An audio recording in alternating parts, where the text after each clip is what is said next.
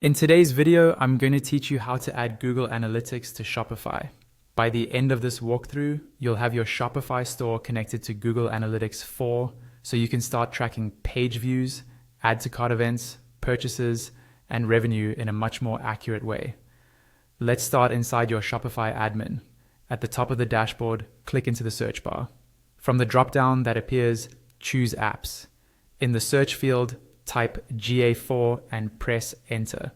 This will open results from the Shopify App Store that are related to Google Analytics 4. From the search results, look for an app called Analyzely, Google Analytics 4.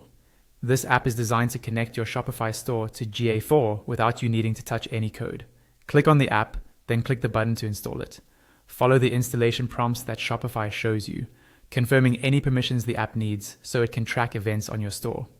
Once the app is installed, head over to your online store editor in Shopify. In the left sidebar of the theme editor, look for the section called App Embeds. Click that, then find an embed called something like Consent Banner, Analyzely. This is used to help manage tracking consent on your storefront. Toggle it on so it becomes active, and then make sure to click Save in the top right corner of the editor. Saving here is important, otherwise, the changes won't be applied to your live store. Next, return to your installed Analyzely app from the Apps section of your Shopify admin. Inside the app, look for a section or tab called Analytics Setup and click on it. This is where you connect your Shopify store to your existing Google Analytics 4 property. You'll now be prompted to sign in with the Google account you used to create your GA4 property. Make sure this is the same Gmail or Google Workspace account that has access to your analytics.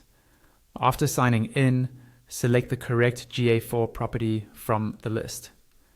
The app will automatically pull in your measurement ID and link it to your store. In this setup area, you can also choose whether to enable server-side events. Turning this on can improve tracking accuracy, especially for events that may be blocked by browsers, but you can decide based on your preference and privacy needs. You'll also see options to choose which data layers and events you want to track, such as viewing categories, viewing products, search events, add to cart, initiate checkout, and more. Toggle on the events that matter most to your store's reporting. Once you've finished the setup and saved your changes, your Shopify store will start sending data to Google Analytics 4. That includes page views, purchases, revenue, add to cart actions, checkout events, and other behavior data.